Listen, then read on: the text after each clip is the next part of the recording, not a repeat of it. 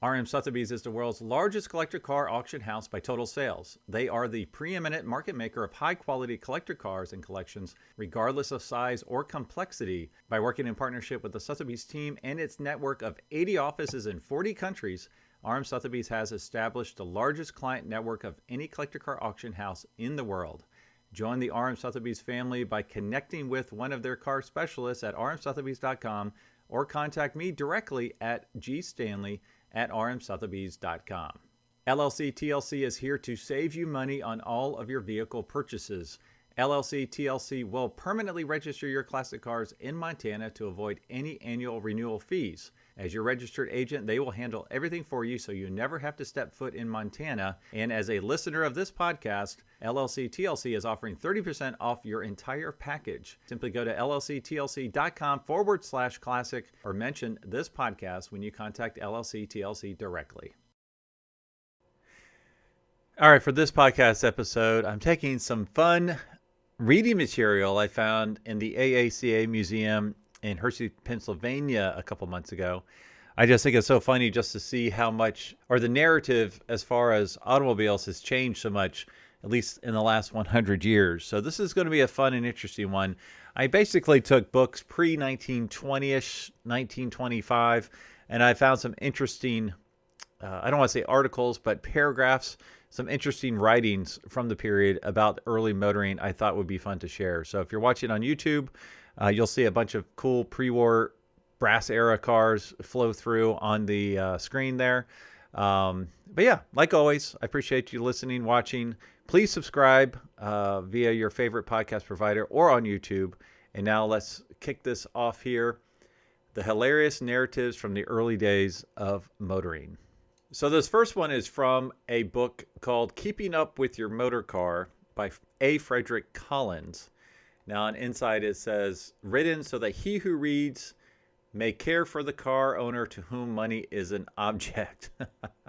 It's pretty interesting. It's pretty funny. Now this is from 1917. All right, I'm just going to start with the first couple paragraphs here. A word to you. Everybody else rides, so why don't you? This is the age of power, wheels, and speed, and you ought to belong, for the riding is fine. The owner of a motor car means that you have increased the measure of your life tenfold, not by tacking on so many more years to those you have already lived, but by living that much faster while you do live. With a car, you can go everywhere and see everything, and this takes you out of the rut of an ordinary human being and puts you into the class of the Superman. Takes you on the great broad highway where you can see a never-ending panorama of the glories of nature and the handiwork of her puppets. And this is indeed living. Now, real quick, for that paragraph, it's very interesting. They said highways because they did not exist at the time that this was written. They also mentioned the Superman. Superman, the comic book character, was not even in existence at this point either. Again, there is your health. When you motor, you breathe in great lungs full of oxygen, that wonderful magnetic gas which, if it's not life itself, it is the great sustainer of life. And this helps to give you physical strength, to preserve your mental poise, and to increase your power so that when you get down to the routine of business again, you are a regular dynamo for work. These are the good things about owning a motor car. And now let's see what's the matter with it. Nice segue there. I like that. All right. So chapter 1 was how to buy a motor car. I do not know whether you are a Christian or a scientist or both of these X and Y quantities equate to zero, but I am firm in the belief that if you want a thing hard enough, it will be yours for the thinking.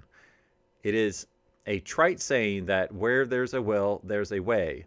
But never before in the course of human events has it been so strikingly exemplified as in the case of a fellow who wants a motor car and of his ability to find the means to get one. Now, the dominant idea. So let's suppose that you have a burning desire to own a car and enjoy life like your neighbors, or to use one in your business like your competitors. Now, when this craving has seared into your soul deep enough, it develops into a mental abnormality, which psychologists call the dominant idea. That is, your every waking thought will automatically influence, control, and direct your mental activities to the end that your wish may be fulfilled. And the net result of it all is that you will finally own a car. As a reminder, this is back when a lot of folks did not have cars. All right, a little blurb here. Ways to buy a car. Now, there are several ways to buy a car. I say buy because it is the only scheme I know of to get one, for it's a thing you can't borrow. Though you can borrow the money with which to buy one, it is quite unlawful to steal one, and I have yet to hear of the lady or gent who accumulated enough green trading stamps to swap for one. You probably know as well that as I do, that if you have any amount of money from $345 on up with the sky as the limit, you can go out and be separated from it in an hour's time and bring the thing of beauty and joy until something goes wrong with it home with you. This is the easy, don't give a care way. But if you haven't the immediate wherewithal, two methods are still open for you to buy a car just the same. And these are: one, to mortgage your bungalow, and two, to buy it on time payments. The latter plan being the same in principle as that on which Estonia clocks and Smyrna rugs are sold by peripatetic agents. Peripatetic, that is what it says, agents. As to the mortgaging of the old homestead to buy a car, well, that's a tremendous proposition which you and the wife will have to decide. But when it comes to the time payment plan, that is entirely different matter, and more will be said about it anon. All right, interesting. I did want to talk about, they kind of go over a little bit of the kind of cars available at the time, which I thought was interesting. I'll throw up the picture from the book here on YouTube. Figure 1 is a Ford Runabout, the cheapest car made. The price was $325. It held 2 passengers, 4 cylinders, and only 20 horsepower. Figure 2 is the Chalmers touring car, a fine example of a low-price car that's priced almost triple of what the last one was, $1,050, 5 passengers, 6 cylinders, and 30 horsepower. Figure 3 was a Pierce Arrow limousine, as good a car as need be built. Price $5,200, 5 passenger, 6 cylinder, a whopping 38 horsepower. And the last one is an FRP Brougham, a car fit for a king and his queen. Price $9,000, 5 passenger, 6 cylinder, and only 52 horsepower. Wow, pretty amazing. Now, this is how they defined car bodies back in the day. A roadster was an open car seating 2 or 3. It may have additional seats on running boards or in rear deck. A couplet seats 2 or 3. It has a folding top and full height doors with disappearing panels of glass. A coupe, an inside operated enclosed car seating 2 or 3. A 4th seat facing backwards is sometimes added. A convertible coupe, a roadster provided with a detached coupe top. A cloverleaf, an open car seating 3 or 4. The rear seat is closed to the divided front seat, and entrance is only through the doors in the front of the front seat. A touring car, an open car seating 4 or more with direct entrance to tonneau. A saloon touring car, a touring car with passage between front seats with or without separate entrance to front seats. A convertible touring car, a touring car with folding and disappearing or removable glass sides. And a sedan, a closed car seating 4 or more, all in one compartment. But wait, there's more. A convertible sedan, a salon touring car provided with a detachable sedan top. An open sedan, a sedan so constructed that the sides can be removed or stowed so as to leave the space entirely clear from the glass front to the back. A limousine, a closed car seating 3 to 5 inside with driver's seat outside covered with a roof. An open limousine, a touring car with permanent standing top and disappearing or removable glass sides. A berline, a limousine having the driver's seat entirely enclosed. A brougham, a limousine with no roof over the driver's seat. Oh, I didn't know that's what you call them. A landaulet, a closed car with folding top, seats for 3 or more inside, and a driver's seat outside. Now, this is a couple funny things about dealing with a dealer, but there's a reason, and I hold it a mighty good one. When you buy a car of a dealer for cash, the moment he has your money and you have his car, he loses interest in both you and the car. Should anything go wrong and you ask him to make it good, he will, to all outward appearances, be interested, but at heart, it is a very negative interest. And the result is that you are more than apt to get poor service and little or no satisfaction. Now, you may say it isn't fair and it isn't business for a man to act that way. And while your premises in both cases are true, still it is simply unadulterated human nature, and you can't change it. No, not even if you cut away that part of his thick ivory which presses against the convolutes of his gray matter wherein resides his Christian training. Wow, that's interesting. All right, now I just have a few fun, interesting things from Floyd Clymer's Historic Motor Scrapbook. He had quite a series of these for quite a while. These are pretty interesting. There's like poems. These are advertisements that include a poem. There's a couple different ones here, including the acronym for gasoline that someone made into a poem. Now, this first one is a car called the Sears, the businessman's car. Now, it has 9 models from $325 to $475, sold on 10 days trial. Now, this was provided by Sears, Roebuck and Company, so you could buy a car from Sears back in the day. Here is their little poem. Who has not yet made his pile and cannot afford to be charged with extravagance by his business associates, whose business would grow faster if he could get through with more work in the same number of hours, who needs the restful diversion of sane outdoor exercise to increase his capacity for work, who has tired of home life in a congested neighborhood and yearns for a cottage in the suburbs for his family. Doesn't exactly rhyme, but we'll go with it. Now, here's a funny ad for Franklin Motor Cars. The car you want is not the car with the most horsepower or with this frill or that, but the car that does the most at the least expense. The car you don't want is the complicated, heavy car that wears out tires fast, uses gasoline extravagantly, costs a lot for repairs, and is clumsy beside. The Franklin 12 horsepower light tonneau goes faster and better and smoother on all roads than most cars of 18 and 20 horsepower. It costs less to buy and less to maintain. Water-cooled cars get their power by means of heavy motors and complicated parts. The Franklin gets its power by masterly engineering and its light 4-cylinder air-cooled motor. Oh, interesting. It costs $1,650, not $2,000, but even at $2,000, it would be cheaper than the others. What does your horsepower cost? What does it do? While you are thinking this over, look up the Franklin and some Franklin owners. Now, this is an interesting one. For 1930, now this is about Plymouth, $655. Pride stirring car, dependable, sturdy, and smart. Women who drive their own automobiles have discovered quickly and to their infinite satisfaction that the improved Plymouth is a very different and superior low-priced car. Keen judges of smartness, they approve Plymouth's fleet and graceful lines, the distinction of its finish and appointments. It delights them to find that Plymouth is such a roomy car, that it handles so easily and holds the road so surely, that its 4-wheel hydraulic brakes operate so powerfully and smoothly in all weathers.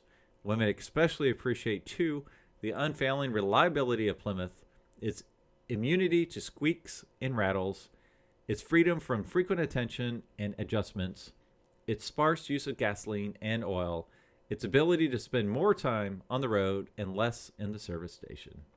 More and more, everywhere, women are deciding that the improved Plymouth approximate in style, comfort, and quality the most important characteristics of high-priced cars. You know, it's funny. I thought I would find a lot more sexist comments than I did. They were very respectful, much more respectful than I thought they would have been back in the day, especially as it relates to women buyers. All right, the next one up is an interesting one called the Aeromore exhaust horn. This thing is quite a device. 1913 here. Warn the pedestrian, but don't terrify him. Mr. Motorist, it's up to you to give persons on foot a courteous, friendly warning, a dangerous signal that will not rob them of their presence of mind. Many a tragic auto accident is due to the inefficient honk-honk or the terrifying squawk signal that alarms and unnerves pedestrians and makes them run into danger instead of away from it. There is just one, sure, courteous way to signal your coming, one warning that is distinct and musical, that cheers and does not frighten, that never fails at the crucial moment. The Aeromore exhaust horn. A 12-inch horn is $11. 10 inches is $10. 8 inches for motorcycles is $7.50.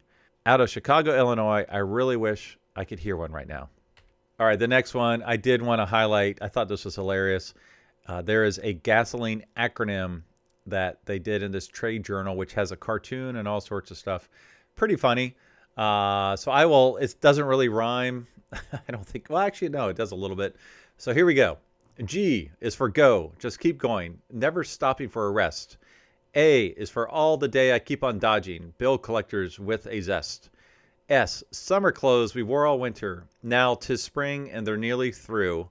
O, once I paid my life insurance. Now it's more than I can do. L, little ones are nearly barefoot. Pantry shelves are empty now. I have chopped wood most all winter. Before this year I knew not how. N, never before in my existence has the tank on my machine. E, ever starved and froze the family, keeping her filled with gasoline. Okay, that did rhyme. I'm bad. The next advertising I thought was pretty funny is from Cole Motor Car Company. I don't see, 1924. And the question is have you ever gone ballooning in a Cole? There's no adequate way of describing a ride on balloon tires, particularly in a Cole. It is even a greater surprise than the first time you ever walked on rubber heels. You literally ride in a relaxed, undulating freedom that is more like the surfaceless slide of a coaster sled or the gliding of a motorboat through smooth water when the engine is shut off. You take a particular delight in hunting out some bad-looking spots in the road in an effort to try and make yourself feel the bump, but nothing happens. The big air cushion of the balloon tire absorbs the shock. What you see on the road is apparently not there when you ride over it. But there is more to ballooning in a Cole than just riding comfort. It means uncomplaining car service at far less maintenance costs than on ordinary tires. Balloon-equipped Coles have an almost uncanny way of reeling off mile after mile of sumptuous, economical, luxurious motoring at, we believe, the lowest operating expense of any car of the Cole type. It is a notable fact that when universal acceptance of balloon tires became inevitable, Cole alone was ready, engineeringly, for their adoption. Cole was not only the first to adopt balloon tires, but to engineer for them. Our representatives are ready to give you this great new experience of ballooning in a Cole. Well, how about that? All right, we're coming to the end here. This is for 1907 Haynes Motor Cars. For a long tour in foreign lands along the Riviera or the Valley of the Rhine or through the far west, your car must be one you can trust. Examination is not shortly enough. You can't see the quality of steel. Practical tests are not severe enough. The only test you can rely on is the reputation of the makers and the car. Here are two significant facts. The makers of the Haynes automobile built the first American gasoline car, erected the first American automobile factory, and have been making Haynes cars for 13 years. A regular stock model won its place on the American team in the Vanderbilt Cup race against special cars of double its power, and in the Cup race itself. Its perfect regularity and wonderful endurance were the feature of the day. No harder test of a car has been given. It proved beyond question the Haynes quality and reliability. For long or short tours, abroad or at home, the Haynes is the car you can trust. Remember, when you buy a Haynes, you buy America's best. Now, this was built in Kokomo, Indiana. Who knows how much longer they stayed in business. It sounds like that's an awesome car, but obviously they did not survive that long. All right, let's go to another defunct brand and hear a poem from them. Now, this is the Jordan Playboy 1922. I've actually seen one of these in person, a Speedster. They only made two of the Speedsters. And this is out of Cleveland, Ohio. A spirited companion on a wonderful girl and a wonderful boy. A spirited companion for a wonderful girl and a wonderful boy. It's a shame to call it a roadster. Soulful is its brawny, graceful thing of the vigor of boyhood and morning. It carries two passengers with a cockpit, swanky seat behind. It revels along with the wandering wind and soars like a Caproni biplane. It's a car for a man's man, that's certain, or for a girl who loves the out of doors. It's true. There's some of the tang of that rare old English ale that was brewed from the smiles of youth and of old boxing gloves. How did we happen to think of it? Why, a girl who can swim and paddle and shoot described it to a boy who loves the roar of the cutout. We built one and slipped it away from the quiet zone and stepped on it. And the dogs barked. And the boys stopped to cheer. And people we passed stopped and looked back. And we were boys again. The Playboy will be built in limited numbers, frankly, because we love to do it. I am so confused right now. That is the weirdest poem. What were they selling? Was it a car? I mean, it's called the Playboy. I guess the boy that likes to play. Very confusing on that one. All right, I got another fun one here. Now, this is the Saxon, a good low-price car. I see a lot of the trends here are cheap price, but still it's a good car. This one's priced at $395 from 1914. Everybody ought to own a car. Now everybody can own a car. A good car is an economy, not a luxury.